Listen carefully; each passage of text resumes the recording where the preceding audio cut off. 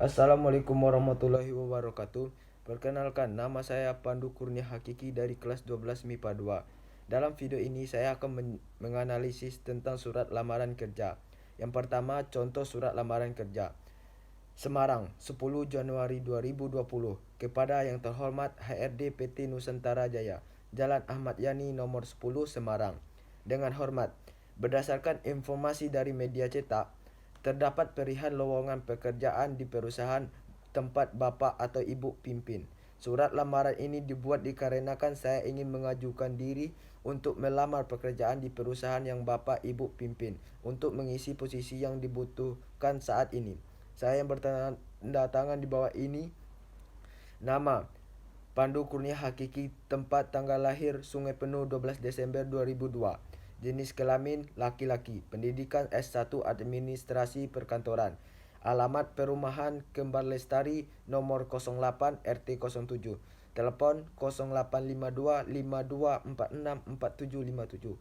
Untuk bahan pertimbangan Bapak atau Ibu pimpinan, saya lampirkan kelengkapan data diri sebagai berikut: pas foto terbaru, fotokopi KTP, daftar riwayat hidup, fotokopi ijazah terakhir, fotokopi sertifikat kompetensi, dan fotokopi sertifikat PKL.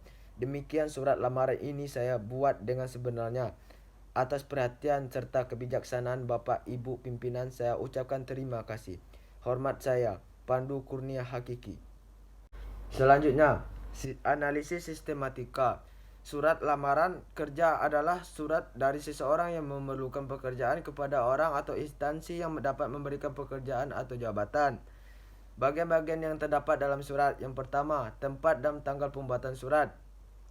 Tempat dan tanggal pembuatan surat ditempatkan di pojok kanan atas tanpa titik di akhir karena bukan sebuah kalimat. 2. Perihal dan lampiran. Kata perihal dan lampiran tidak boleh disingkat. Angka pada lampiran ditulis dengan huruf. 3. Alamat surat. Alamat surat tidak diawali dengan kata kepada karena kata tersebut merupakan proposisi yang berfungsi sebagai kata bantu tanya dan dapat pula membentuk frasa keterangan. Alamat yang dituju harus diawali dengan YTH titik diikuti titik atau yang terhormat tidak diikuti titik.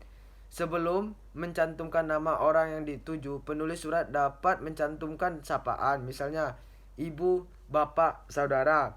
Jika yang dituju adalah jabatan, kata ya sapaan tidak perlu dicantumkan lagi. Penulisan kata jalan tidak diperkenankan untuk disingkat. Salam pembuka. 4. Salam pembuka. Dalam penulisan kata dengan hormat, gunakan tanda baca koma. Alinea pembuka. Alinea pembuka sebaiknya menggunakan bahasa yang baik dan sopan, karena alinea ini juga berisi pernyataan umum yang menggambarkan tentang diri pelamar. 6. Isi surat. Di dalam isi surat terdapat A. Identitas pelamar. Isi identitas berisi nama pelamar, tempat tanggal lahir, alamat, pendidikan terakhir, dan dapat ditambahkan lagi sesuai dengan keperluan. Dalam menuliskan keterangan tersebut, huruf awal menggunakan huruf kecil. B. Maksud dan tujuan. Maksud dan tujuan merupakan keterangan mengenai alasan pelamar pekerjaan dalam menulis surat tersebut. C. Menyatakan lampiran. Di dalam lamaran pekerjaan terdapat beberapa lampiran tentang syarat yang diminta oleh instansi yang membutuhkan pekerja. Oleh karena itu, pelamar harus memenuhi lampiran yang diminta oleh instansi tersebut. 7. Penutup. Bagian penutup surat haruslah menunjukkan bahwa pelamar ini sangat antusias dalam melamar pekerjaan tersebut. 8. Salam penutup. Pada bagian awal sudah diawali dengan salam pembuka. Tentulah penulisan surat ini harus diakhiri dengan salam penutup. Salam penutup pada ini sangat penting karena sebagai bentuk etika, sopan santun, dan penghormatan. 9. Tanda tangan dan nama terang. Tanda tangan ini diletakkan di pojok kanan bawah surat lalu diikuti dengan penulisan nama sikap. Unsur-unsur surat lamaran pekerjaan.